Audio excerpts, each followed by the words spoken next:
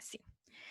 Buenas tardes. Mi nombre es Rosa García. Yo soy la licenciada que se va a encargar el día de hoy a dictar el curso de introducción a la psicología. El tema de hoy es psicología educacional y entiendo de que ustedes son del grupo IP1, ¿cierto?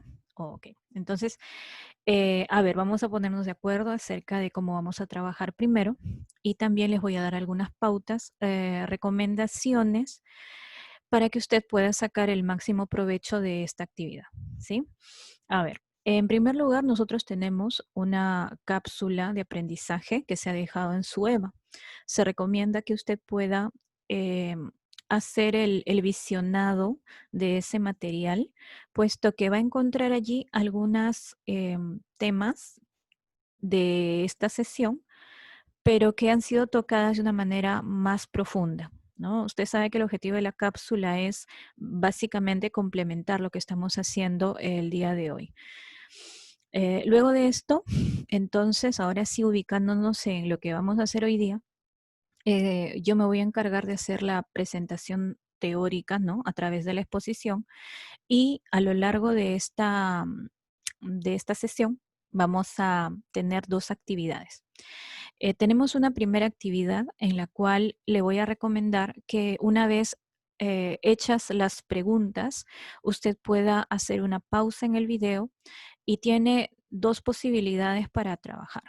Una, si está usted en comunicación con otros compañeros de clase, podría de repente suscitarse un diálogo, ¿no? Utilizando, bueno, los recursos que ustedes siempre utilizan para comunicarse. Y de repente reflexionar acerca de las preguntas que se van a hacer. Ahora, la otra posibilidad es que usted de repente, bueno, como es un material grabado, lo pueda ver por su cuenta, pero aún así le pediría de que se pueda comprometer con la actividad y pueda em, darse un tiempo para reflexionar sobre estas preguntas, ¿no? Y ensayar una respuesta. Posteriormente vamos a continuar con la exposición y vamos a llegar a un segundo momento. En este segundo momento, lo que vamos a hacer es, vamos a dejar el link del video. ¿Ya? Lo usual es que en la clase se visione el video y lo veamos juntos. En este caso nos tenemos que adaptar y entonces se va a dejar el link del video que lo pueden ver en la diapositiva, ¿no? Que la descargan de su EVA o también va a estar subido el video en el EVA. Por cualquiera de esos medios usted puede hacer el visionado y también se le pide, en este caso, que después de ver el video, es un video pequeño de 6 minutos, pueda usted replantearse las preguntas que se van a dar a continuación, ¿no? O sea, del video. Em, de la misma manera, le pido el mismo compromiso de poder intentar ensayar una respuesta a estas preguntas, ¿no? Porque el objetivo es precisamente esto, ¿no? Que este sea un espacio en el cual a partir del tema propuesto, ¿no? No solo se aborde de una manera teórica, sino podamos tener el espacio para reflexionar acerca de esto. Bueno, ahora sí, dada la explicación, entonces estamos de acuerdo con cómo vamos a trabajar y vamos a empezar entonces con la exposición. Y para esto vamos a hacer nuestra ujú, compartición de pantalla. Bueno, que no es compartición, ¿no? Ahí está, es la presentación. Ok. Em, A ver, bueno, el tema ya lo conocemos entonces, ¿no? Psicología educacional o el otro nombre que tiene psicología educativa, lo que vamos a tratar el día de hoy. Tenemos una primera frase, ¿no? Dice, la mayor señal de éxito de un educador es poder decir, ahora los niños trabajan como si yo no existiera. ¿Quién lo dijo? María Montessori, ¿no? Con este pensamiento vamos a iniciar esta presentación, ¿no? Con estas palabras, ¿no? Que tienen que ver con el ser educador, pero no cualquier tipo de educador, sino básicamente un educador exitoso, ¿no? Y el educador exitoso, pues tiene que ver con alguien que despierta algo en el educando, en sus niños, y potencia que estos puedan hacer cosas por su cuenta, ¿no? Y este cambio en su comportamiento, este aprendizaje sea algo duradero. Bueno, entonces vamos a hacer una primera reflexión. Em, la psicología educativa es una disciplina que ustedes van a ver ahora a continuación, ha tenido un proceso de evolución. Entonces, esto involucra a muchos autores en diversas partes del mundo y en diversos momentos de la historia que han reflexionado sobre este tema, ¿no? Para empezar, el tema de la educación es un tema universal que se ha tocado desde tiempos muy antiguos. Dicho sea esto, ustedes van a poder a partir de la presentación de esta primera parte, que es el desarrollo histórico de la psicología educativa, vamos a poder tener una idea más clara acerca de cómo es que ha ido evolucionando, porque de alguna manera muchos de los contenidos que vamos a ir viendo desarrollados por los diferentes autores son temas que se han ido, digamos, agregando al gran cuerpo teórico de esta disciplina, ¿no? Y de alguna manera muchos de estos contenidos persisten hasta el día de hoy. Entonces, bueno, vamos a empezar.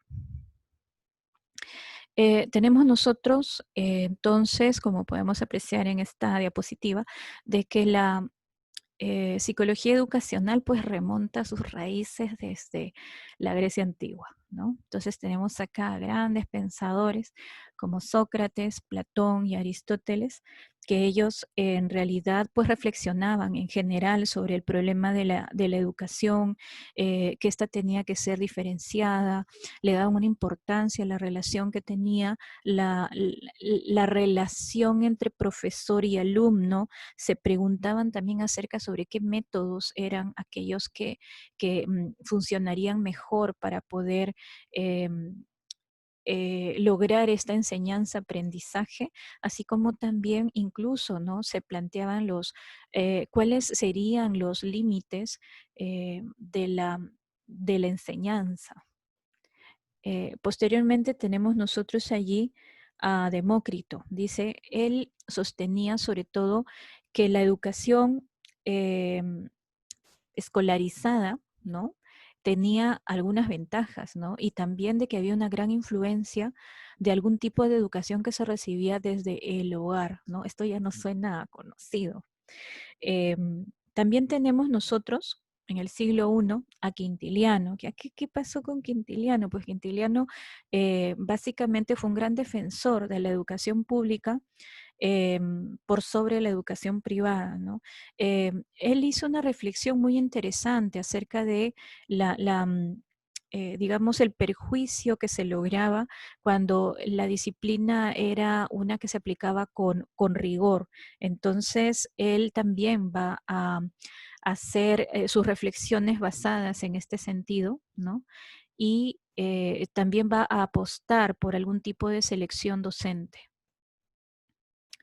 Tenemos ya para el siglo XVI, de 1501 a 1600, a Jan Amos Comenius.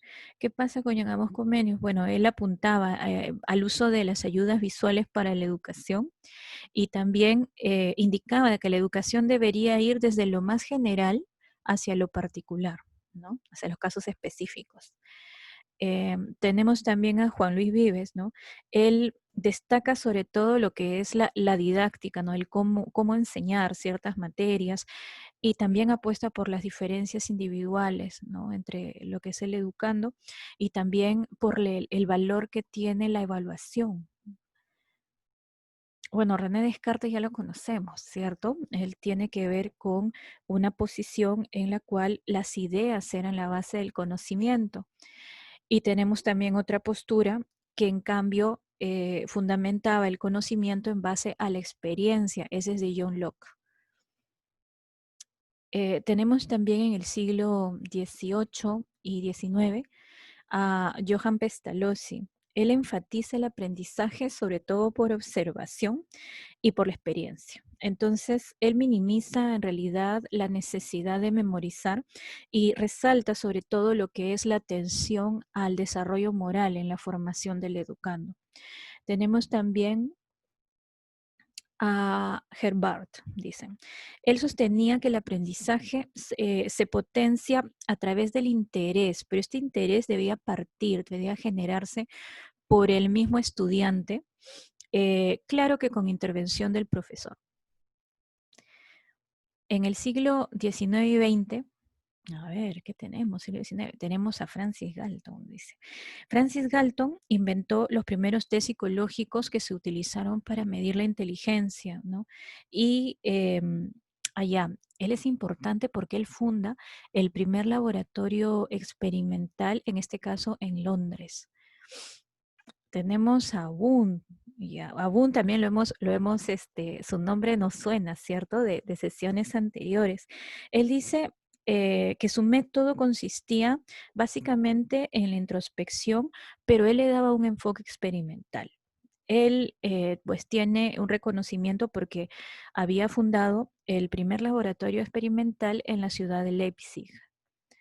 Luego tenemos a Alfred Binet. Bueno, él también trabajó sobre los primeros test de inteligencia individual, pero la variante de él es que el test de inteligencia en la que él se dio el trabajo de desarrollar tenía una escala métrica y también había un orden creciente de dificultad que iba asignando y que lo utilizaba básicamente para establecer diferentes niveles mentales, ¿no? Cuyos fines eran ante todo diagnósticos. Bueno, todos ellos son los llamados precursores europeos de la psicología educacional. También tenemos a William James. En este caso, a ver, ¿qué pasa con William James? Él apuntaba que la mente al adaptarse no es algo pasivo, sino ante todo era algo activo y sobre todo electivo, porque dice que el niño era un organismo activo al aprender, ¿no? Tenemos también ay, a ver, Stanley Hall, dice. Stanley Hall, allá. Stanley Hall tiene, o sea, se puede considerar que él fue el primer psicólogo educacional en los Estados Unidos y bueno, a él en realidad hizo varios trabajos referidos a este campo de la psicología y fue el presidente de la Asociación Americana de Psicología en 1892. Por eso es que tiene sí este gran reconocimiento, debemos acordarnos mucho de su nombre, porque con él se puede decir que inicia básicamente la psicología educacional. Tenemos a John Dewey, dice. Él tuvo como planteamiento el que la educación no se centre en los temas que le interesan solamente al docente, sino que ante todo se piense en el niño, ¿no? Entonces que las temáticas se centren inicialmente en el niño y también que haya una orientación escolar que sea más de índole cooperativo. O sea, con él se puede decir que se dio lugar al movimiento llamado escuela activa. Eso ya de repente lo han tocado también en sesiones anteriores. También tenemos aquí a Cattell. Cattell él, bueno, su aporte tiene que ver con que aplica la psicología experimental y se centra en el estudio de las diferencias individuales y también de los test mentales. Pero entendemos de que esto Cattell lo realiza en el ámbito de los Estados Unidos. Entonces, estos 4 exponentes de la psicología educacional vienen a ser los precursores en Estados Unidos. Ya propiamente en el siglo XX, entonces, ya a partir de, habíamos ya considerado, ¿no? El rol importante que tiene Stanley Hall, ¿no? Como primer psicólogo educativo, ¿no? Y básicamente con el tema de la presidencia, pues, ¿no? Que él tuvo en la Asociación Americana de Psicología. Entonces, ahora sí, en esa misma temporada, en el siglo XX, hacemos un apartado especial para poder señalar aquellos exponentes que tienen que ver con el nacimiento en sí de lo que es la psicología educacional. Entonces tenemos a Charles Jack, que plantea sobre todo la importancia de considerar una dimensión social de la educación. Tenemos también a Sondre, que es el padre de la psicología educativa y también fue un gran diseñador experimental en el campo de la educación. Él proponía un método de medición y de observación bastante objetiva utilizando la psicología infantil y cuyas bases teóricas eran asociadas a lo que era su ley del efecto. Tenemos también a Mayer Rice, que él sostiene la necesidad de que los maestros se capaciten. Incluso a él se le considera como el padre de la investigación educativa. Dice, tenemos también a Terman, que escribe allá.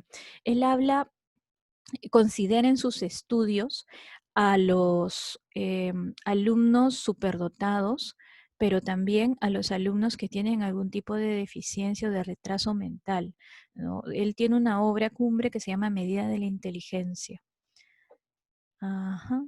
Aquí tenemos ya, en las décadas de 1920 a 1930 es que se va a dar una especie de afianzamiento y de desarrollo en lo que es la psicología educacional. Entonces, ahora sí tenemos nosotros a la psicología educacional como una disciplina científica que ya tiene, como pueden ver, orientaciones teóricas, ya tiene métodos, ya tiene procedimientos, e incluso tiene áreas de atención.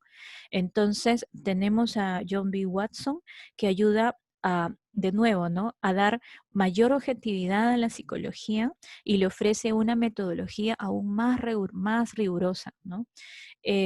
Tenemos también nosotros, aquí está, a Lev Vygotsky, que dice de que el aprendizaje, sus procesos están ligados más bien a la sociedad y a la cultura al cual pertenece la persona que se encuentra aprendiendo. Eh, ya tenemos a Carl Rogers.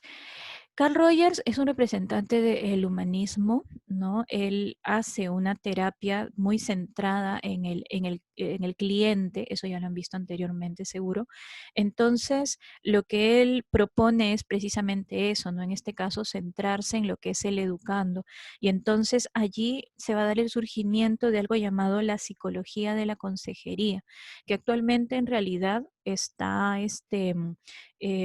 funcionando, ¿no? Justo la raíz de la tutoría y consejería educativa en diferentes instituciones, como universidades en este caso, bueno, siguen vigentes, ¿no? Hasta nuestros días y esto es gracias a Carl Rogers. Tenemos también algunos aportes de la psicología de la Gestalt y también de el psicoanálisis. En el caso de la psicología de la Gestalt, hubieran algunas consideraciones que tenían que ver cómo considerar al aprendizaje como una especie, o sea, ya no de una manera disgregada o mecanicista, ¿no? O sea, lo cual de repente se hacía desde un enfoque más conductista, sino la concebía desde una visión más integrativa, ¿no? Que la persona aprendía en la medida que podía integrar los diversos elementos que podía percibir de una situación en particular, ¿no? Y tenemos también el psicoanálisis, ¿no? Que también con sus exponentes de ese tiempo, eh, empezó a dar una consideración bastante particular a lo que era, que importaba mucho el considerar al estudiante como un ser individual y también de que este estudiante era una persona que tenía en el contexto del aprendizaje una manera de relacionarse con el educador y que esta manera de relacionarse influía muchísimo en lo que era el contexto en el cual aprendía, incluso en la manera como aprendía y lo que podía aprovechar. Tenemos también entonces, oh, a ver, ya. En el siglo XX tenemos ya, allí se da una situación de 1940, 1960, se da como una situación de, ¿cómo se llama esto? Como una cierta aridez, una sequía en el campo de la psicología. Lamentablemente, en ese tiempo, la psicología casi estuvo a punto de desaparecer. O sea, se dice que ya se le iba a quitar su licencia, ¿no? Como disciplina. ¿Por qué? Porque en ese tiempo había sucedido de que em, estaban, o sea, no había logrado definir, lamentablemente, su objeto de estudio y muchas de las actividades que realizaba ya se realizaban en otras, o sea, en otras disciplinas psicológicas. Entonces teníamos, por ejemplo, dice, ¿no? La personalidad o la psicología escolar, que ya de alguna manera había una especie de intersección entre lo que estas otras dimensiones, ¿no? Psicológicas hacían, em, y que por esto es que se da una especie de situación de peligro en la psicología educacional. Bueno, entonces en este contexto surge Liz Gage, y él más bien apela, ¿no?, a que se continúe insistiendo en los estudios en psicología educacional, porque él concebía de que la psicología educacional, si se persistía, podía tener un mejor auge y desarrollo a partir de los 60 o 70, o sea, las décadas. Y efectivamente no se equivocó, por eso lo recordamos aquí. Tenemos entonces ya de 1951 a 1979, tenemos a Jean Piaget, ¿no? Ya lo conocemos a Jean Piaget. Él es muy, esta es la época, mejor dicho, en la cual se da el auge de la psicología, porque van a darse cuenta que aquí es donde empiezan a presentarse grandes exponentes con mucha calidad y muchos aportes en contenidos teóricos. Por ejemplo, ya pueden ver a Jean Piaget. ¿De qué manera entonces es que Jean Piaget ha contribuido? Pues él fue el responsable de uno de los sistemas explicativos del desarrollo humano más potente y comprensivo, ¿no?, que tiene vigencia hasta el día de hoy.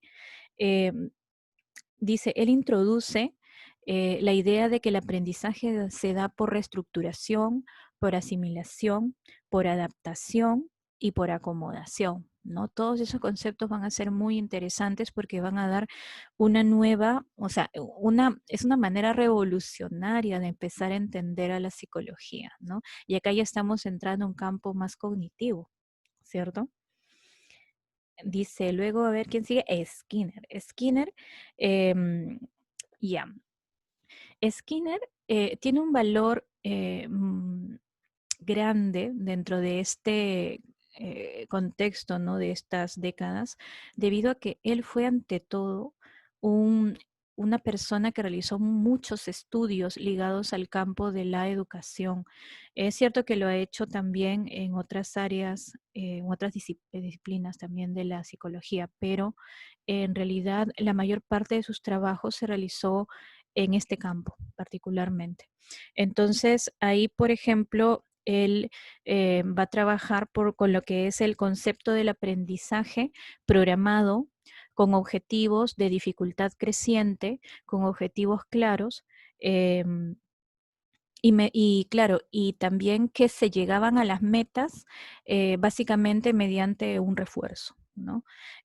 Tenemos también Ahí tenemos a Bandura, con su teoría cognitivo-social, ¿no?, que él enfatiza mucho lo que es el aprendizaje por observación y por imitación, ¿no? Solo que él también enfatizaba de que también existían factores de índole cognitivo que intervenían en el hecho de que el ser humano decidía si al final valía la pena imitar esa conducta o no.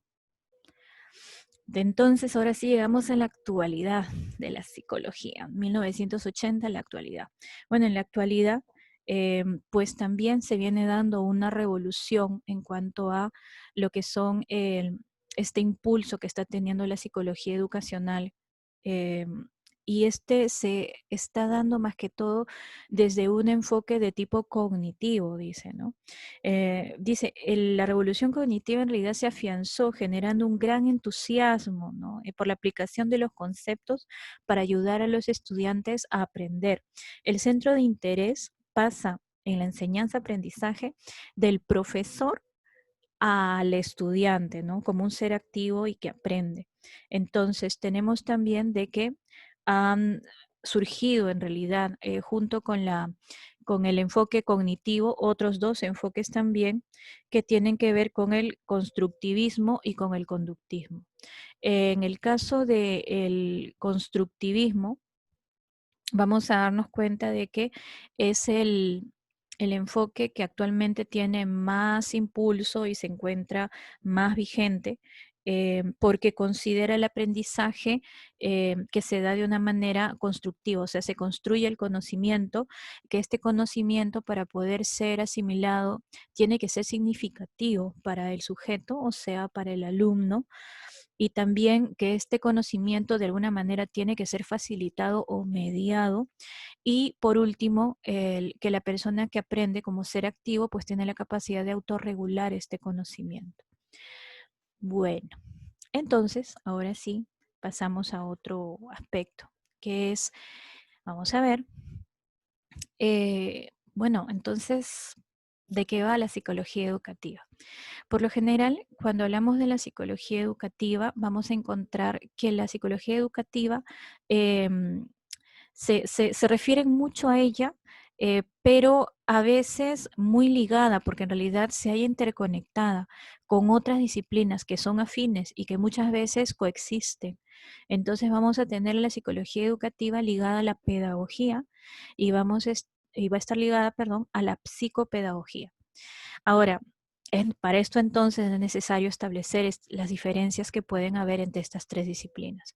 Entonces, para empezar, la psicología educativa eh, básicamente es una rama de la psicología que se preocupa de los cambios que surgen en el comportamiento de la persona. Básicamente en el contexto de aprendizaje, ¿no? Sea de manera formal o informal que se dé el aprendizaje, pero este, importa de que sea este contexto en el cual está aprendiendo. A nivel de la pedagogía es una ciencia que básicamente se ocupa de las técnicas que se van a aplicar en las enseñanzas, especialmente en lo que es la enseñanza infantil. Y también la psicopedagogía, que ahora sí encontramos que es una rama de la psicología, que estudia los fenómenos psicológicos que son capaces de la mejora de los métodos didácticos y pedagógicos. Acá vamos a hacer un hincapié, pues, porque entendemos entonces de que aunque ambas inciden, ¿no?, en el tema de la educación, en la mejora de la educación, pues entendemos nosotros, incluso no dos de ellas pertenecen a la psicología, pues nos damos cuenta de que la psicología educativa tiene una gran diferencia porque básicamente se enfoca en el comportamiento, ya el comportamiento en contextos de aprendizaje, eso se van a acordar. Bueno, existe en la actualidad un psicólogo educativo que es bastante renombrado y que ha hecho muchos trabajos en cuanto a la profundización teórica, porque como les dije, ¿no? Cuando hemos revisado el desarrollo histórico de la psicología, pues hemos apreciado que en realidad la psicología de la educación tiene aportes desde diferentes enfoques, ¿no? Hay un enfoque conductista fuerte, ¿no? Que se ha dado en varios momentos de la historia, ¿no?, de la psicología educacional, pero también han habido otros aportes de índole cognitivo que también han pesado mucho, incluso hasta la actualidad. Entonces, dicho sea esto, digamos como que el tema de la psicología educativa, y también por la conexión que acabamos de ver, ¿no?, que existe entre la psicología educativa y otras disciplinas, como por ejemplo lo que ya vimos, ¿no? La psicopedagogía, también lo que es la psicología escolar, la psicología vocacional, que también está ahí considerada. Entonces, es como que de todas maneras, los diversos autores en la actualidad no se terminan de poner de acuerdo. em, o sea, en cuál es exactamente el objeto de estudio de la psicología educacional, porque algunos en realidad opinan que hay otros aspectos más que se deben considerar, ¿no? Sin embargo, lo que hace César Coll, que es algo muy interesante, es justamente profundizar, hacer una revisión y también en base a su práctica, porque él es psicólogo educacional, él puede ya establecer un cierto consenso, ¿no? Que es lo que nos va a dar de nuevo, ¿no? Una reafirmación y una luz acerca de, en realidad, ahora sí, a qué se refiere la psicología educativa, ¿no? Y entonces él va a ampliar un poco la definición que hace unos momentos he dado. Si bien él también está de acuerdo en que tiene que ver con el cambio comportamental de las personas que participan en algún tipo de actividad educativa, eh, él también considera de que es una disciplina que va a aplicar principios y explicaciones de la psicología a la teoría y a la práctica educativa. O sea, él va a considerar obviamente todo ese cuerpo teórico y metodológico dado por la psicología en general, pero en sus aplicaciones a lo que es el contexto educativo, ¿no?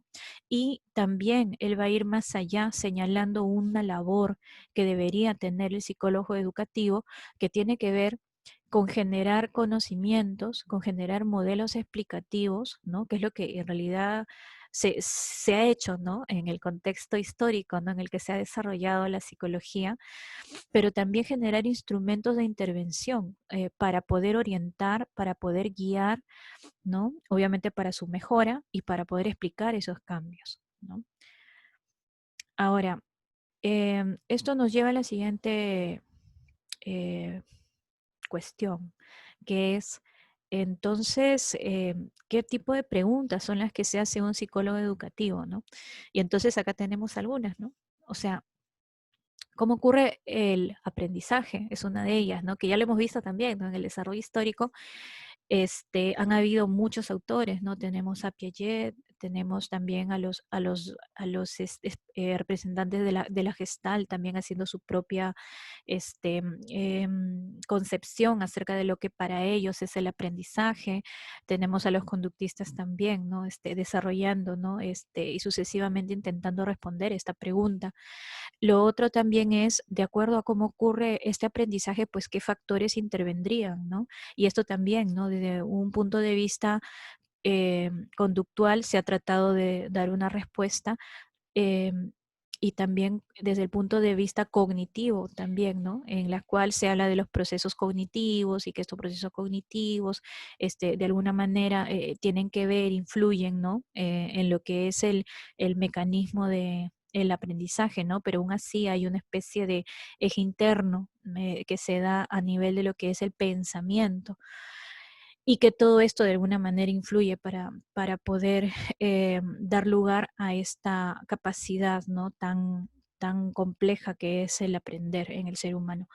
Lo otro también es, bueno, todos aprendemos de la misma manera, ¿no? Y ahí nos damos cuenta de algo, ¿no? Que, por ejemplo, esto también es una pregunta, ¿no? Incluso los investigadores experimentales, aquellos que desarrollan algunos instrumentos para empezar a medir la inteligencia y ver las diferencias, ¿no? A nivel de lo que es em, estos diagnósticos de inteligencia, también vemos intentos, ¿no? De aproximarnos a dar una respuesta a esto. Em, Nuestra capacidad depende de la edad y esto también lo vemos, ¿no? En las concepciones, por ejemplo, que tiene Piaget, ¿no? Que habla del desarrollo cognitivo, ¿no? Por etapas. Y entonces ahí también vemos ese intento de poder dar respuesta a esta pregunta, ¿no?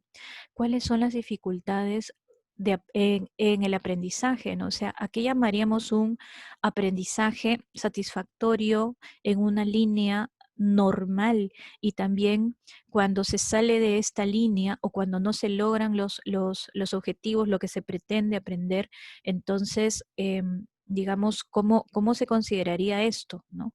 Y ahí es en el cual los psicólogos educativos también, ¿no? Se preguntan acerca de cuáles serían estas posibles dificultades. Y por último, pues, ¿qué papel cumple el desarrollo cognitivo en el aprendizaje? Ahora, ¿qué objetivo se plantea entonces la psicología educativa? ¿Qué es lo que quiere? ¿A qué es lo que apunta? Dice, intervenir en el comportamiento humano en situaciones educativas. Bueno, esto ya lo habíamos visto, ¿cierto? Está en su definición. Entonces, si yo necesito ocuparme del comportamiento humano, pues obviamente el objetivo es intervenir. durante todo el ciclo vital de la persona. Efectivamente, pues no, porque no se puede hablar de que el único contexto o situación educativa se dé en el caso del niño. Una muestra somos nosotros, ¿no? La mayoría somos adultos que nos encontramos aprendiendo, ¿no? Y también no es lo mismo de repente aprender una materia teórica a de repente aprender, qué sé yo, cocina o danza, ¿no? Intervenir en los procesos psicológicos que afectan el aprendizaje, a partir de los cuales va a obtener principios, modelos, teorías, procedimientos de enseñanza, métodos prácticos de instrucción y de evaluación. Eso también ya lo hemos visto, ¿no? Nos suena a lo que nos dijo Cole. Intervenir aplicando métodos de investigación, de análisis estadístico y procedimientos de medición y de evaluación para analizar aquellos procesos que desarrollan los estudiantes en su carrera formativa, ya sea, de nuevo, incido, ¿no? En un espacio formal o escolarizado o también en espacios de aprendizaje no formales. Entonces vemos una dimensión ahí de aplicación, ¿cierto? De conocimientos. Muy bien. Entonces, ¿cómo interviene? Pues desarrollando las capacidades de los alumnos e instituciones educativas. Ojo, mucho ojo con este término, desarrollar. Ya lo vamos a ver más adelante en las actividades que vamos a realizar hoy día. Entonces, la psicología educativa, en primer lugar, estudia cómo se da el aprendizaje y propone técnicas para mejorar la enseñanza. Luego, analiza entonces las diferentes formas que hay de aprender y también de enseñar. Y por último, brinda aportes para el campo efectivamente de la metodología de la enseñanza. La psicología educacional entonces estudia, ¿no? Cómo es que el estudiante aprende, adquiere sus conocimientos. A veces focaliza su atención en algunos subgrupos de niños. En este caso, también podría ocuparse de poblaciones de niños superdotados o niños con necesidades educativas especiales, porque efectivamente se trata al fin y al cabo de comportamiento humano y en este caso se trata de sujetos que se encuentran aprendiendo. Los problemas específicos del aprendizaje y de la enseñanza. A ver, ¿cuáles son? Dice, asesoramiento familiar. Em, Tiene que ver con esa labor que realiza en el sentido de generar un sentido de pertenencia en su actividad familiar, escolar y comunitaria, ¿no? Porque ya habíamos visto, ¿no? De que habían, dentro de lo que es la concepción del aprendizaje, habían, en el caso de algunos autores, em, la consideración de la dimensión social, ¿no? Habían diferentes autores que la habían considerado. Entonces, que había una relación entre el entorno social de la familia, sociedad, escuela, ¿no? En la persona que se encuentra aprendiendo. Entonces, bueno, esta es una cuestión, es un problema específico propio del aprendizaje y de la enseñanza. Los problemas emocionales, por supuesto, ¿no? Porque el ser humano que aprende necesariamente es una persona que tiene también una realidad interna, ¿no? Emociones que tiene, que están presentes. Entonces se ocupa, en este caso, en esta cuestión del desarrollo de la autoestima, de la autoconfianza, la tolerancia a la frustración, el manejo de la ansiedad, que también pudieran estar implícitos en el contexto de aprendizaje y en la actividad de aprender. Tenemos también el rendimiento escolar, ¿no? Claro. Em, Tiene que ver con las estrategias para lo que es la mejora del aprendizaje. Toma en cuenta las necesidades que tengan los alumnos y adecuadas áreas físicas para lo que es el aprovechamiento escolar. También tenemos, acá también la consideración del rendimiento escolar es una confluencia en realidad de diferentes factores que va más allá que solamente el obtener un puntaje, ¿no? Por un curso. Entonces, justamente tomando en consideración eso, es que justamente apela a este conocimiento de diferentes aspectos que conforman esta situación que explicaría, ¿no?, el rendimiento de un estudiante. Y entonces ahí también tiene que observar las diferentes necesidades que puede tener cada estudiante, porque los motivos, los factores asociados son diferentes, entonces necesita conocerlos. El asesoramiento vocacional dice, bueno, ayuda entonces en la toma de decisiones informando acerca de profesiones, ocupaciones, vocaciones, aptitudes y la viabilidad también de oportunidades laborales. Estoy segura que muchos de ustedes han tenido de repente en algún momento de su educación, quizá en la secundaria o quizá en la preuniversitaria, algún em, alguna relación en algún momento con algún psicólogo que se dedica a lo que es el asesoramiento vocacional, ¿no? Entonces, bueno, acá eso quizá para las personas que ya han tenido ese contacto, quizá les queda un poco más claro acerca de a qué se dedica un psicólogo que tiene en sí este tipo de interés, ¿no? La psicología educativa busca entonces, optimizar el aprendizaje, es decir, hacer que las personas aprendan de una manera significativa. De nuevo, tomemos mucha atención con este término, ¿no? Optimizar el aprendizaje. Esto también les anticipo que en el video que vamos a ver es un video en el cual se considera mucho esta idea, ¿no? Entonces ahí tomen nota para que cuando vean su video puedan atender mucho esta parte. Bueno, acá tenemos a Homero Simpson, que dice, otro día más sin utilizar el mínimo común múltiplo ni el máximo común divisor. Bueno, ¿qué nos dice esta imagen? ¿No? De hecho, nos hace sonreír, ¿no? ¿Qué podemos apreciar acá? Que quizá Homero se siente un poco, un poco frustrado o extrañado de que quizá en el colegio haya tenido que aprender algunas cosas que siente que la verdad en su vida práctica, ¿no? Ya de adulto, la verdad no las ha tenido que volver a utilizar.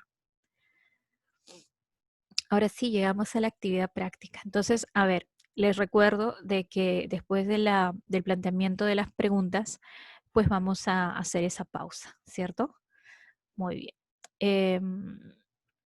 Ya, a ver, piense usted, en primer lugar, en las sesiones de clase virtual, obviamente, a las cuales usted ha estado asistiendo a lo largo de este semestre. Usted ya ha tenido a partir de diversas actividades, ha tenido una manera de poder interactuar y en algo ir conociendo a los diferentes jóvenes que conforman, en este caso, parte del grupo IP1. Entonces, viene la primera pregunta. Dice, eh, ¿quiénes son los estudiantes que asisten a las clases virtuales del primer año? En este caso, piensa en su grupo, ya en el IP1. Eh, ¿Observo acaso en estos jóvenes semejanzas y diferencias? ¿Tenemos cosas que nos hacen iguales, pero también hay cosas que nos hacen diferentes? Esa sería la primera pregunta, ¿no?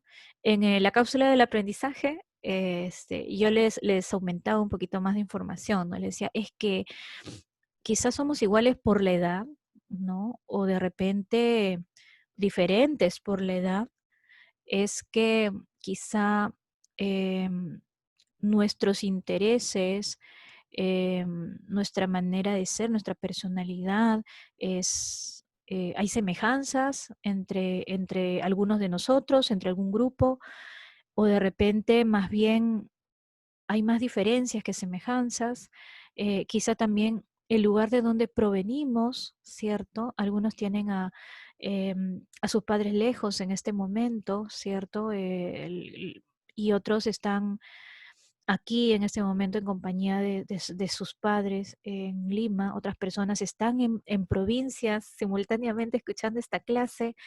¿Qué semejanzas, qué diferencias hemos podido observar? ¿Ya? Pensemos en esto. Segundo, ¿qué características pienso yo que debe tener un buen profesor? Me van a disculpar porque estoy mirando la hora para poder controlar el tiempo. Ya. Entonces, ¿qué semejanzas y diferencias observo yo, ¿no? A nivel de lo que son los compañeros que forman este IP1. Lo segundo, piense usted en sus profesores durante este semestre académico. ¿Usted tiene alguna idea en particular acerca de, para usted, alguien que sea un buen profesor o una buena profesora? Entonces, si usted tiene en mente algunos nombres allí, entonces, pues, ¿qué características tiene este buen profesor? ¿No? ¿Qué características serán? Y por último, ya esa es una pregunta más para ustedes de opinión. ¿Cómo es una buena enseñanza? ¿Qué entiende usted por una buena enseñanza? ¿No? Porque ya pensó en su profesor, ¿cierto? Entonces, pues si estos profesores enseñan bien, pues ¿cómo es una buena enseñanza? ¿Sí? Entonces le invito en este momento a que haga la pausa en el video y pueda darse unos 5 minutos para poder reflexionar sobre estas preguntas.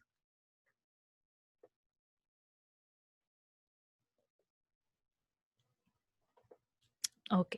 Entonces asumo que ya pasaron los 5 minutos. Hacemos de cuenta que pasaron los 5 minutos. Y vamos a pasar entonces a la siguiente parte. Ojo, estas preguntas usted no las ha pensado por gusto, no se preocupe, solo vamos a encadenar muy bien en el otro momento de esta presentación, en la segunda actividad, este, con lo que es el video para poder hacer una reflexión, ¿sí? Así que paciencia. A ver, dice, aportes de los enfoques psicológicos a la psicología educativa. A ver, ¿de qué manera? Aunque ya lo hemos visto, ¿cierto? En el desarrollo histórico, ya hemos podido apreciar en realidad varios autores, pero no hemos discriminado demasiado, pues a qué enfoque pertenecían. Entonces eso es lo que vamos a hacer nosotros ahora. A ver, dice, ¿cómo es esto? Ya, tenemos entonces al enfoque conductista. Ahora sí usted va a empezar a ubicar así con su desarrollo histórico. Entonces, estos exponentes eran más conductuales, aunque para los que tienen fresca sus, sus sesiones correspondientes a la historia de la psicología, ¿no? Y a los diferentes enfoques en general de la psicología, ya habrán identificado algunos, ¿cierto? Bueno, entonces ahora lo vamos a terminar de identificar. Dice, enfoque conductista, exponentes como Boone, Watson, que también lo habíamos visto, Pavlov, no lo mencioné, Sondrake y Skinner, ¿no? Skinner. Ahí está, que me refería a él sobre todo en esa época de mayor auge de la psicología, ¿cierto? Ahí lo nombramos a él. Entonces, pues claro, ¿no? El mayor aporte que tiene el enfoque conductista es que a él le debemos básicamente muchos de los aspectos teóricos que han enriquecido el cuerpo de la psicología educacional desde su inicio, ¿no? Este, mm, eh, los métodos experimentales, ¿no? Asociados a estas reflexiones acerca del aprendizaje, ¿no? Como un cambio, en este caso de la conducta, inicialmente por efectos de lo que son estímulos, asociación, ¿no? Entre estímulo y respuesta, pues ya es una idea acerca, ¿no? De un tipo de aprendizaje. Entonces, y esto también ligado al método riguroso, ¿no? Que fue desarrollado en este caso por Watson, por Pavlov, por Sondrake, y también lo que ha sido la fundación de los laboratorios experimentales que vimos, ¿no? En Leipzig y también en Londres, ¿no? Para los precursores de Londres, nos damos cuenta entonces de ese intento de poder otorgarle una objetividad a la psicología, específicamente a la psicología educacional, ¿no? Y poder elevarlo a una categoría de ciencia. Entonces, muchos de sus aportes tienen que ver con esto, la investigación experimental. Entonces, ¿qué aportes tiene la intervención educativa? Bueno, pues em, las técnicas que han desarrollado, bueno, ya sabemos entonces de la aplicación teórica que también es notable, pero también en cuanto al desarrollo de técnicas, ¿no? Como el moldeamiento, el aprendizaje por imitación, el aprendizaje vicario, el feedback, ¿no? Que uno recibe inmediato en este caso, como consecuencia de producir una conducta, ¿no? Deseada o no, lo que da una idea acerca de lo que se está aprendiendo, ¿no? Em, Skinner aquí, de nuevo mencionamos de Skinner, tiene un apartado especial, ¿no? Porque se acuerdan que habíamos dicho, ¿no? Que Skinner había reflexionado sobre una especie de carácter activo que tenía el estudiante al aprender, pero que en realidad él criticaba mucho el sistema educativo de ese tiempo porque él consideraba que era un sistema eh, bastante orientado a lo que era el interés del profesor y incluso que era un sistema en el cual había muy poco refuerzo, muy poco reconocimiento. El alumno no tenía una idea acerca de lo que se quería de él, pero sí tenía mucha idea acerca de lo que no debía, o sea, lo que no debía hacer porque lamentablemente la educación de ese tiempo estaba plagada de castigos. Entonces él idea un método en especial para poder enseñar, ¿no? Y este método tenía que ver, ya lo dije, con objetivos claros, ¿se acuerdan? Objetivos claros. ¿Qué más dije? Dije, con objetivos que tengan una dificultad creciente, ¿no? O sea, avanzar por unidades, ¿no? También de que el, el, el estudiante pueda inmediatamente ser reforzado, porque antes lamentablemente si existía algún refuerzo, o sea, algún reconocimiento, era demasiado posterior. Entonces, él incide en que este refuerzo tenía que ser, de ser posible, en el momento mismo, ¿no? Entonces, allí va a introducir algo que se llama enseñanza programada, ¿no? Obviamente la enseñanza programada se fundamenta mucho en técnicas de modificación de la conducta y también con ese diseño instruccional. Bueno, sigo. Enfoque gestáltico. Dice, los representantes son Wertheimer, Kohler y Kafka.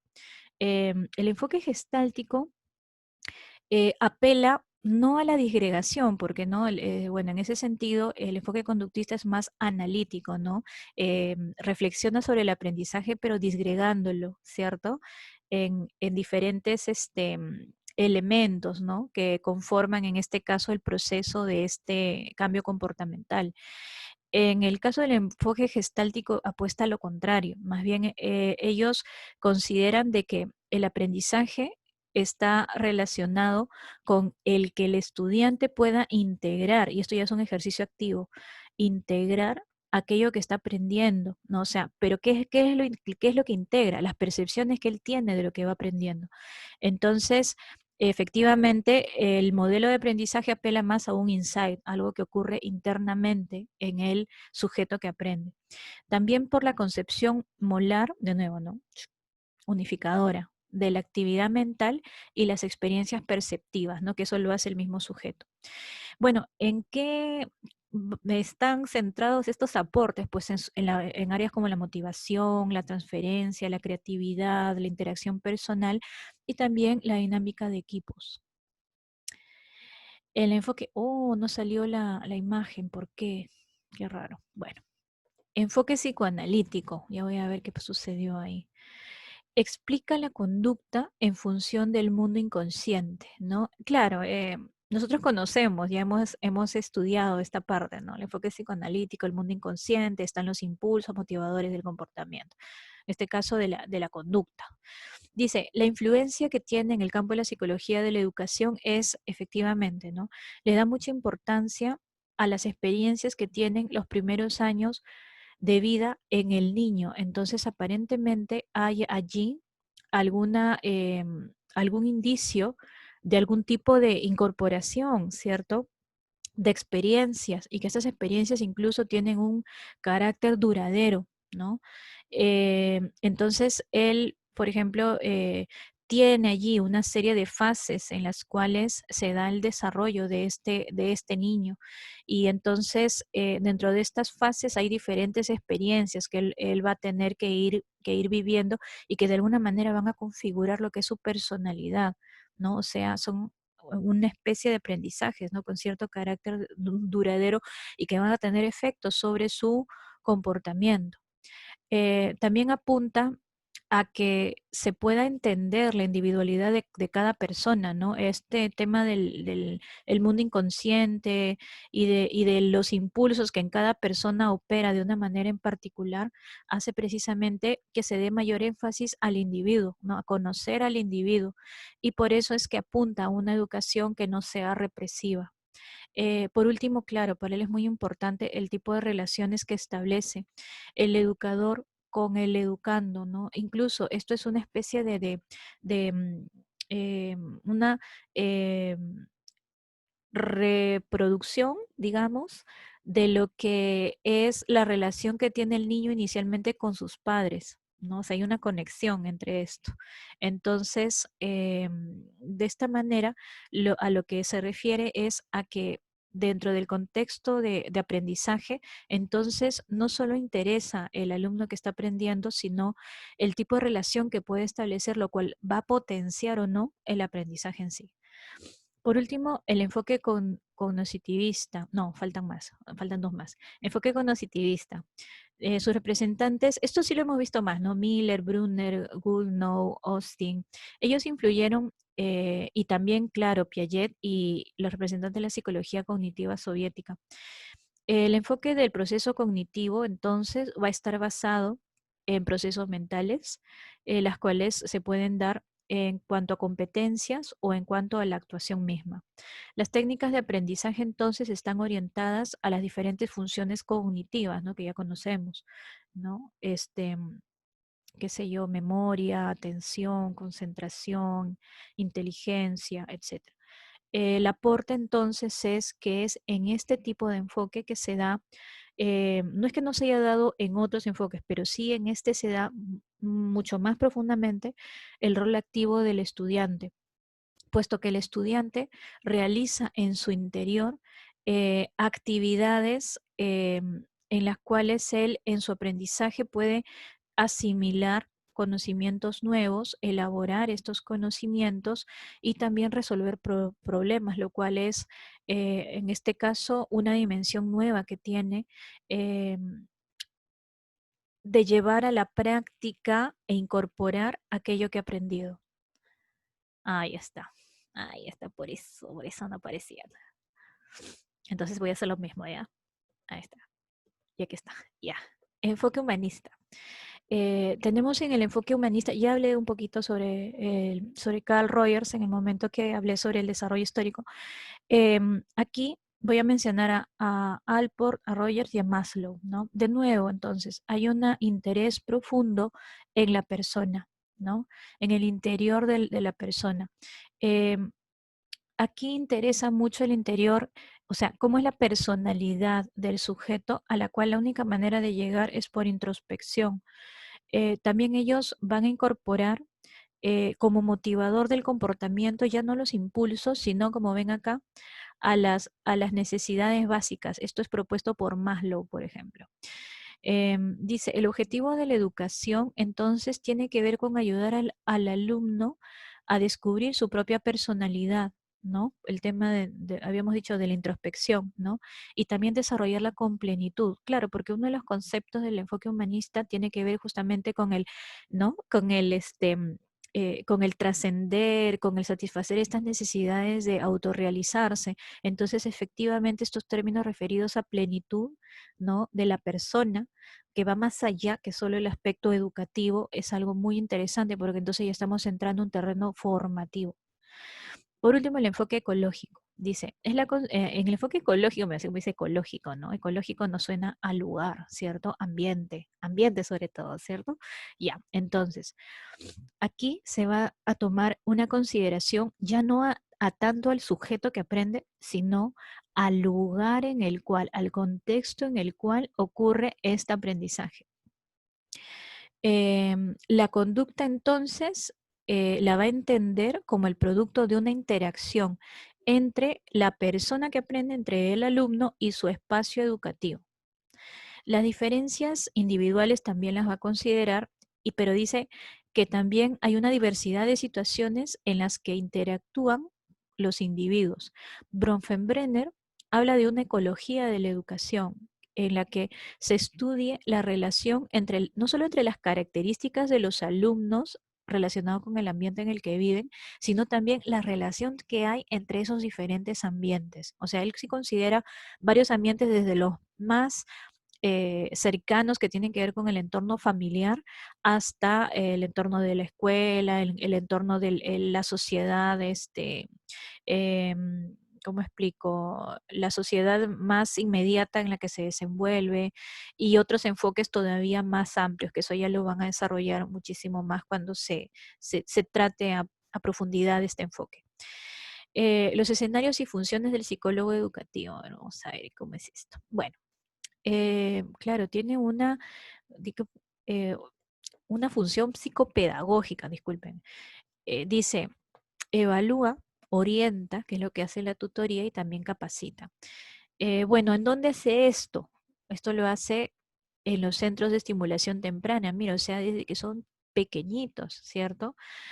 Em, También en los nidos, ¿no? Acá, por ejemplo, nos han hablado del nido figuritas. En realidad existen muchísimos nidos. En este momento está muy en auge el considerar ligado a estos niveles educativos, sobre todo los básicos, iniciales, como explico, los nidos, los colegios primaria, hay una demanda bastante alta de psicólogos educativos en este aspecto, ¿no? Entonces, de nuevo, colegios de 6 a 17 años, este, mm, colegios, niños de estimulación temprana de nivel especializado, porque existen colegios especializados.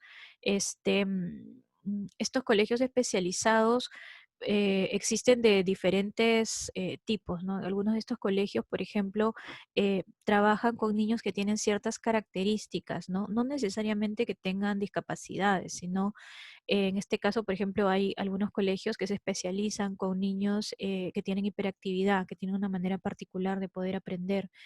Hay otros colegios que son colegios como experimentales, ¿no? Por ejemplo, antes se hablaba muchísimo de los Reyes Rojos, pero últimamente también habían surgido otras iniciativas interesantes de otros colegios, ¿no? Entonces, ya, también dentro de esos centros, pues está muy vigente la necesidad de la acción del psicólogo educativo. Tenemos también centros de rehabilitación, claro, como área. Estas son iniciativas de nivel público y también de nivel privado, en el cual efectivamente no muchos de los servicios que se brindan, si bien hay una especie de enfoque multidisciplinario, pues el psicólogo educativo ejerce su función allí como parte de ese equipo. A nivel de los centros preuniversitarios, ¿no? Y también a nivel de las universidades. Bueno, en este sentido, por ejemplo, en esto sí, por ejemplo, puedo explayarme un poquito. Eh, a nivel de las universidades, por ejemplo, se trabaja en dos áreas. Una que es el área de bienestar estudiantil, que es un área global que tiene las universidades en las cuales mayormente se desempeña un psicólogo clínico. Y también, ahora último, en realidad esto es algo que ya ha empezado desde hace como, yo diría, hace como 15 años, es relativamente reciente, que es el campo de la orientación y consejería, de las cuales se inició primero con las universidades particulares, ¿no? Que fueron los que tuvieron hasta hace, ¿cuánto? Hasta hace algo de 7 a 10 años, una mayor, o sea, han podido experimentar de primera mano los beneficios de poder contar con psicólogos educativos, ¿no? Interactuando con los estudiantes, comunidades de docentes universitarios y también con otros servicios educativos que tienen las mismas facultades. Y es un reto porque son diferentes especialidades, diferentes maneras de entender la, o sea, el aprendizaje, porque para cada facultad, para cada currícula, porque también de alguna manera tenemos que conocer esta currícula, nos damos cuenta pues que son elementos también a tomar en cuenta para poder llegar a conocer los diferentes factores que intervienen en el aprendizaje de estos estudiantes, que es la única manera de poder potenciarlo, ¿no? De poder mejorarlo. Entonces, sí, es un panorama muy interesante de trabajo y que recientemente han habido universidades nacionales que han visto los resultados, ¿no? Positivos que hay en estas otras universidades y están empezando a potenciar sus áreas de orientación y consejería. Como por ejemplo la UNI, que hace desde el 2017 ya cuenta con psicólogos educativos, ¿no? Que trabajan junto con los estudiantes en las 11 facultades que tienen. Bueno, luego, pues hay una función psicoeducativa, ¿no? Puesto que también el psicólogo educativo tiene como funciones capacitar y educar. Tenemos, por ejemplo, los centros de capacitación y orientación psicológica. Ustedes se dan una vuelta por el Facebook, por ejemplo, y van a encontrar, ¿no? Muchos centros de capacitación que hacen labores de capacitación no solamente a psicólogos, sino también capacitación docente, capacitación a padres de familia, sobre diferentes, abiertas al público, ¿no? Entonces, el objetivo allí tiene que ver obviamente con la mejora de el proceso de enseñanza-aprendizaje, ¿no? Pero ligado a los diferentes elementos que conforman el contexto educativo. El Departamento del Servicio Social de las municipalidades, claro, las municipalidades también tienen una acción social que ellos realizan muchas veces dando servicios a diferentes, no, generalmente interrelacionándose con diferentes colegios, ¿no? Como parte de proyectos muy interesantes.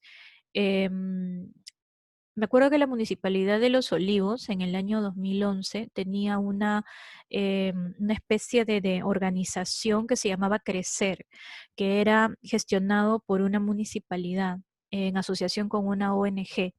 Y este proyecto era un proyecto interesante porque, por ejemplo, trabajaba sobre lo que era la prevención de la, mm, de lo que es el consumo de drogas, pero basado desde un enfoque educativo, o sea, porque usted sabe, ¿no? Que la prevención por lo general nos suena a algo más clínico, ¿no? O sea, un tema de salud, pero ellos entendían de que por lo general no funcionan mucho los talleres trabajados con adolescentes, jóvenes, en los cuales se les dice di no a las drogas, sino ellos entendían que lo mejor era darles a los chicos una formación que les brinde opciones de actividades lúdicas, recreativas, en las cuales pueda socializar y también pueda aprender, ¿no? Y entonces esto era una manera interesante de poder, digamos, hacer de que este joven pueda cambiar de ambiente, de personas, de ejemplos, pueda tener una manera alternativa de ver estos, aprender, ¿cierto? E imitar, ¿no? A estos otros nuevos modelos mucho más productivos, constructivos, ¿no? Y de esta manera poder tener herramientas para hacer frente a lo que es la posibilidad de consumir o optar por el consumo de drogas. También tiene entonces una función psicométrica, ¿no? Que tiene que ver más que todo con áreas de educación y de investigación, ¿no? Acá tenemos, ahí está, ¿no? Las universidades, por ejemplo, claro, la Cayetano, que tiene una gran labor que hace a nivel de investigación, ¿no? Es junto con la Católica una de las universidades que más investiga. Tenemos también centros de investigación más específica, como Cerebrum, por ejemplo, ¿no? Y también a nivel de ONGs, ¿no? En las cuales, claro, también es un abordaje más interdisciplinario, pero siempre la labor del psicólogo educativo ayuda a enmarcar mejor, a entender mejor y a potenciar mejor cualquier labor educativa que se pretenda hacer dentro de estos tipos de instituciones. Entonces, una enseñanza efectiva consiste en una enseñanza planificada, pues que tenga buenas estrategias, que tenga un profesor que esté motivado, que tenga conocimientos y sobre todo que tenga una buena actitud y que en todo momento podamos considerar que lo que hemos aprendido es algo que vale, ¿no? Para nuestra vida cotidiana. Aspectos sobre la formación del psicólogo educativo. Bueno, esto es algunos cursos de psicología educativa. Esto solo se lo voy a mostrar porque creo que ya estamos en el tiempo. Entonces, básicamente tenemos psicología educacional, intervención en necesidades educativas especiales. Dentro de esto tenemos evaluación y diagnóstico psicopedagógico, psicología instruccional, ya lo hemos escuchado, ¿cierto?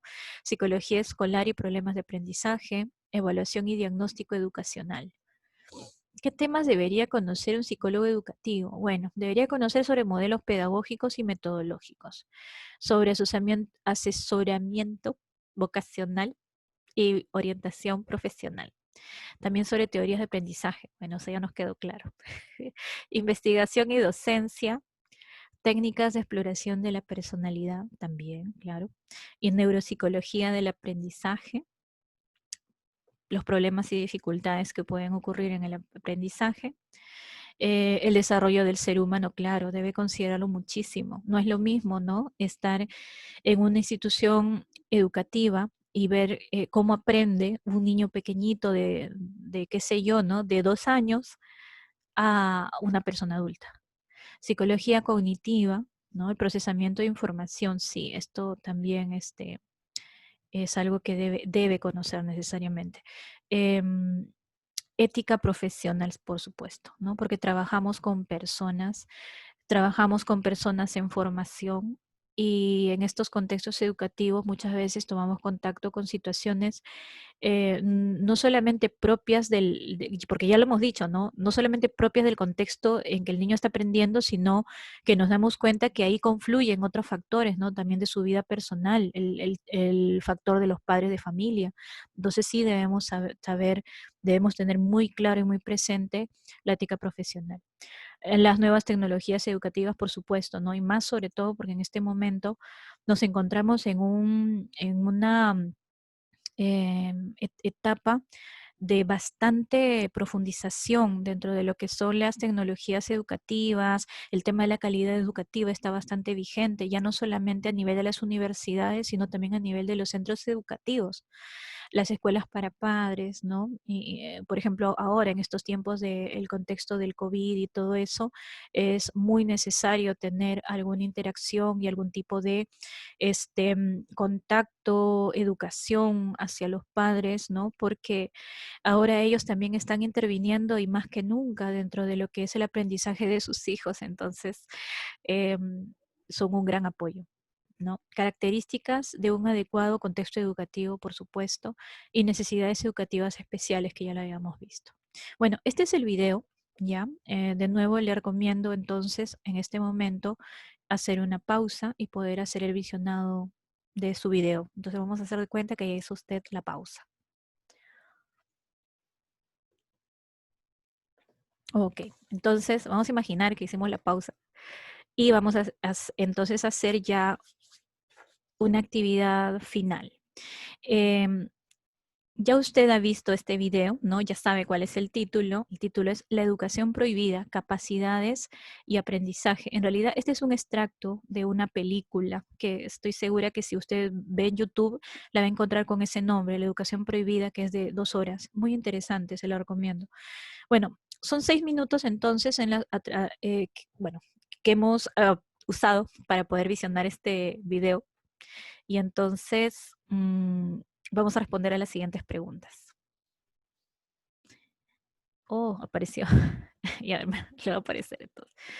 Dice, en primer lugar, ¿qué es? A ver, según el video, ¿no? ¿Qué es mejor, enseñar o educar? ¿Sí? ¿Hay alguna diferencia entre estos términos? ¿No? Eso lo hemos visto en el video, ¿no? ¿Qué será mejor? ¿No? Em, ¿Qué características? Ojo que en la primera actividad se nos preguntó, ¿no? O sea, ¿qué características tiene un buen profesor?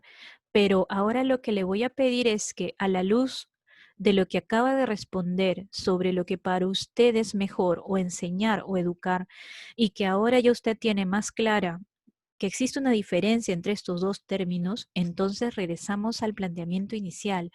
Eso que yo creía que deben ser las características de un buen profesor, eh, me reafirmo en lo que pensaba o quizá por el video que acabo de ver, em, podría incluir o cambiar algo. ¿Sí? Ok. Dice, y la tercera pregunta, ¿qué beneficios y retos también podría plantear para un docente conocer las semejanzas y las diferencias de los estudiantes? Ah, ¿no? Porque ya habíamos visto en la anterior de que quizás sí podíamos reconocer, ¿no? Que existían semejanzas y diferencias en nosotros, los del grupo IP1, considerándonos como un grupo, ¿no? O sea, a todas las personas que conforman, ¿no? Entonces, claro, es obvio hablar de semejanzas y de diferencias. Bueno, pero entonces, ¿cómo este tema de las semejanzas y diferencias podría eh, eh, em, influir en lo que es el trabajo del el docente? ¿La beneficia o quizá crea algún reto que él deba superar? Bueno, eso lo puede usted reflexionar. Ok, entonces vamos a imaginar que usted ha hecho una pausa al video y, perdón, una pausa a esta diapositiva y lo está reflexionando. Ya. Ah, ok. Bueno, hemos llegado al final de esta sesión. Les cuento de que estoy haciendo la sesión, me parece que ya son cerca de las 6 de la mañana. Pero ha sido un placer poder trabajar con ustedes.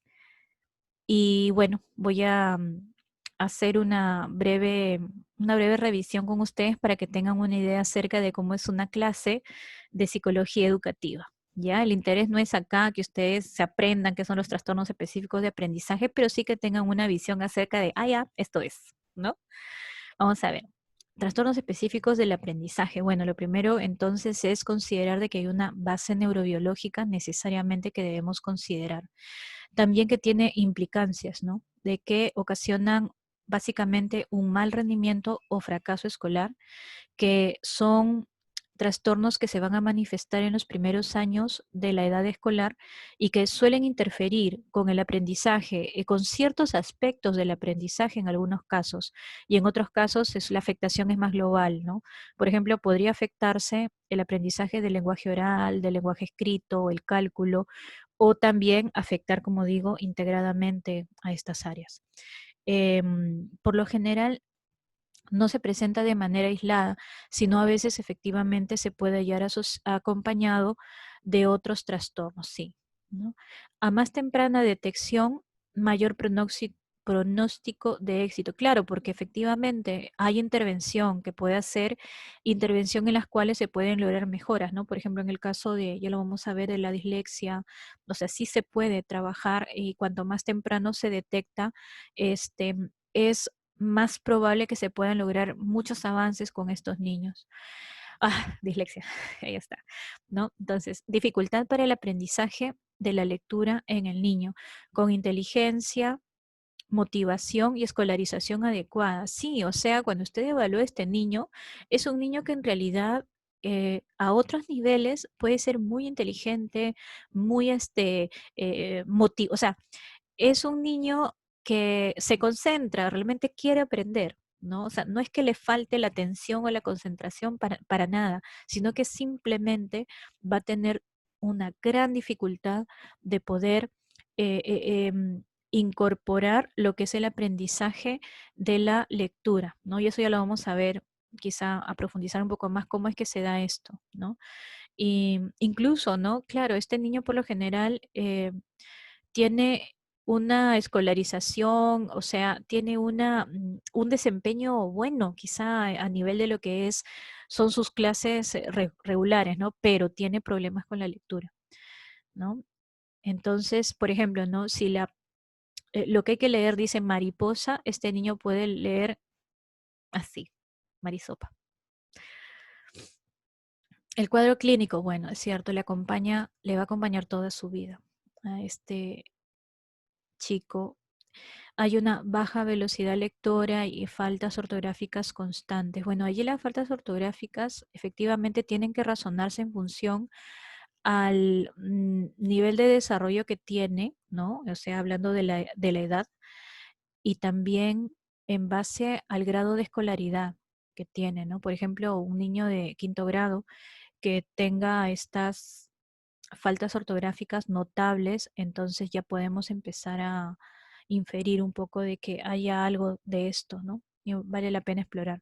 ¿Cómo se detecta entonces? Bueno, cuando tiene dificultad para deletrear palabras, cuando hay una lenta evocación o recuerdo, ¿no? De las palabras en el momento que se necesitan, a pesar de que tenga la palabra en su repertorio, o sea, conoce la palabra, la usa, pero le cuesta recordarla cuando la lee, ¿ya? Dificultad en la correspondencia del fonema o sonido con el grafema, ¿no? Este, lo que habíamos visto, ¿no? De repente ve la M y dice, qué sé yo, N, ¿no? Lectura con muchos errores de sustitución, ¿no? Calo en vez de carro, rotaciones, trade en vez de tarde, betana en vez de ventana, que son omisiones, e inversiones, sol por los. Efectivamente, la lectura para estos chicos es una actividad que se le dificulta muchísimo, es trabajosa, hay muchas pausas, hay correcciones, hay repeticiones. Es más, estos chicos, por ejemplo, cuando se hacen un poco más grandes, la actividad de leer ya lleva una connotación emocional, se frustran, ¿no? Ante la idea de tener que, o sea, de saber de que van a tener que leer, ya experimentan algunos mm, comportamientos, ¿no? De frustración, intentan evadirlo, de acuerdo a qué tan inteligentes sean, porque sí lo son, ¿no? Faltas ortográficas, dificultad para memorizar secuencias verbales como días de la semana, estaciones del año, meses. La comorbilidad, bueno, acá pueden ver, o sea, con qué cursa, en este caso la dislexia, ¿no? Puede cursar con TDAH, puede cursar también con discalculia, sí hay una relación entre chicos que presentan dislexia y asociado la discalculia. Ya dije, los problemas emocionales también. Muchas veces los problemas emocionales a veces pueden ser secundarios, ¿ya? Como explico, a, a este problema de dislexia. La disgrafía, ¿no? Porque si no puedes leer bien, entonces la tarea de escribir se te dificulta más, ¿no? Y también asociados al habla tardía. Intervención, bueno, pues dice, depende, como explico, ¿no? Depende de la edad que tenga este niño o qué tan temprano hayamos detectado y también del el nivel de escolaridad en el que esté, ¿no? Porque de acuerdo a eso es que se tiene que intervenir. Eh, Identificando, allá, sobre todo allí, y esto es también para poder prevenir estas complicaciones emocionales que pudiera tener y también el tema de la frustración, ¿no? Que puede experimentar este niño ante esta actividad.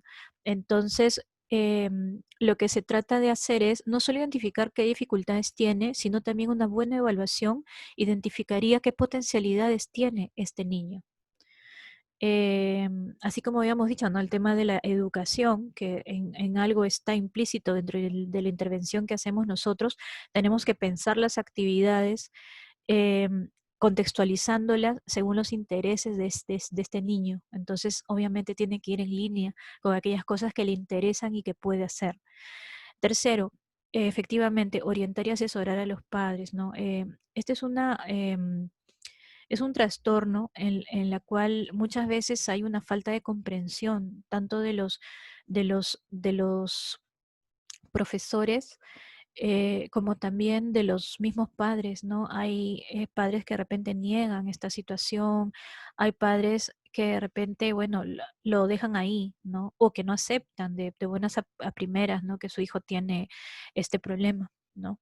Entonces ahí es una labor muy interesante de intervención con el padre de familia, ¿no? Porque depende mucho que este niño pueda tener una intervención adecuada, de que tanto el psicólogo educativo pueda convencer al padre, o sea, mostrarle con argumentos que él puede entender y también visualizar, observar las emociones que se podrían estar generando en el padre y poder abordarlas inicialmente para que pueda darse esta situación de aceptación que es tan necesaria para que este niño pueda recibir la intervención adecuada.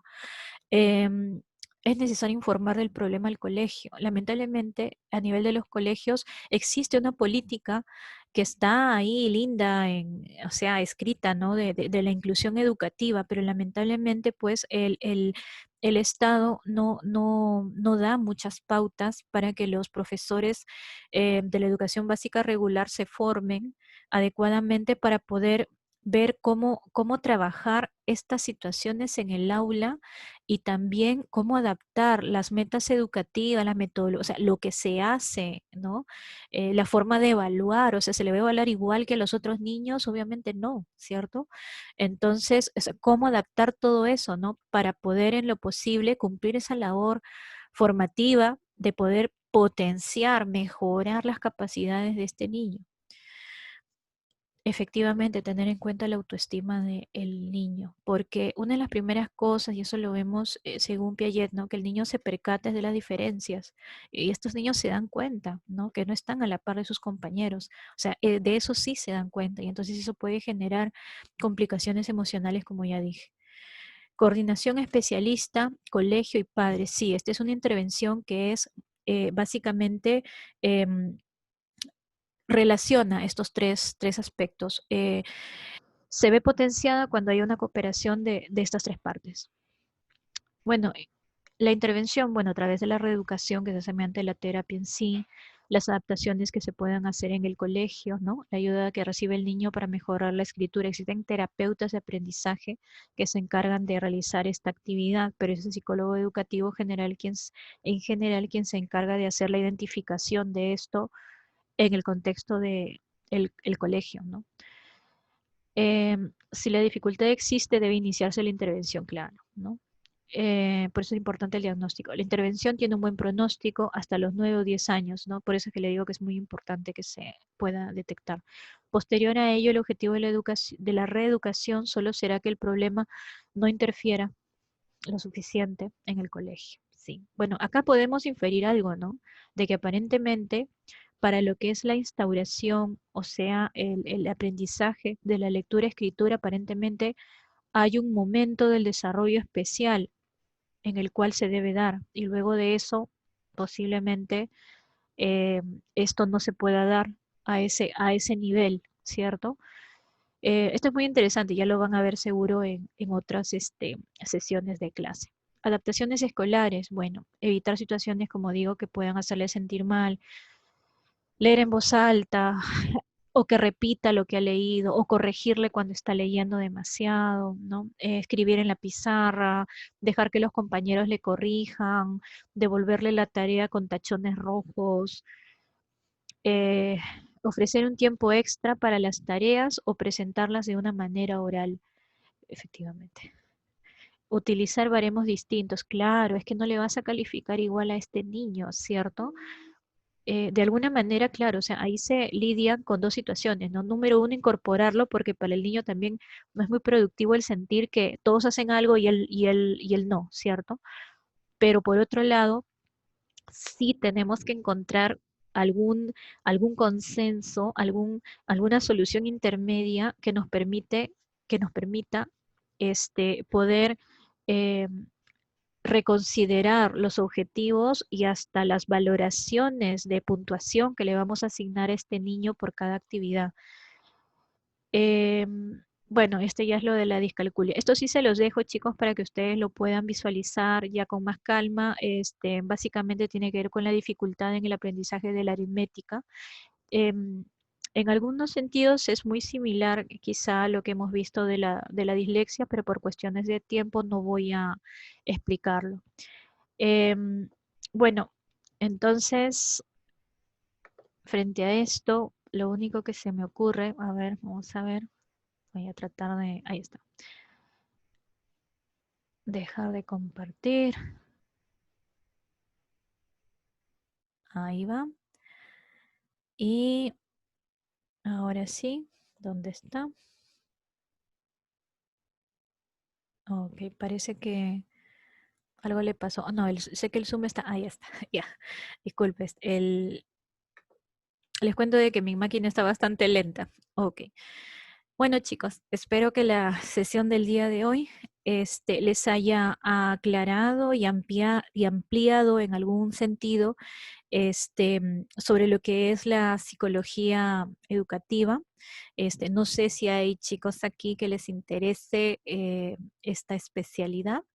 Si es así, les puedo decir que el campo de trabajo es vasto, hay una satisfacción bastante grande porque todas las personas que nos dedicamos al campo de la educación tenemos la enorme satisfacción, como hemos podido explicar a lo largo de esta clase, en el hecho de que no se trata solamente de trabajar temas y que el alumno se los aprenda, sino es participar de alguna manera en una parte de su vida, porque lo que se aprende uno se lo lleva consigo mismo, ¿no? Y lo resignifica. Las cuestiones que a usted le haya interesado, la manera correcta de poder, ¿cómo se llama?, desarrollarlo a partir de esto, y esto ya es totalmente su decisión, es a partir de que usted pueda a tomar algunos apuntes, algunos términos de repente que hayan quedado allí no tan comprendidos o de repente que merecen ser ampliados y que por cuestión de tiempo no se ha hecho.